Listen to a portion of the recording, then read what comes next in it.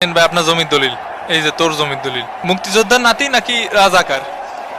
আমি রাজাকার। তুমি জিতেছো, কোটা থাকলে আমি জিততাম। এবং খেলা কিন্তু শুরু হয়ে গেল। পানির বোতলগুলো কানে রে। জামাল, জামাল, এই এদিকে। এই কি রে, সাউন্ড কই? আন্দোলন হবে, আন্দোলন, জোরে সর সর।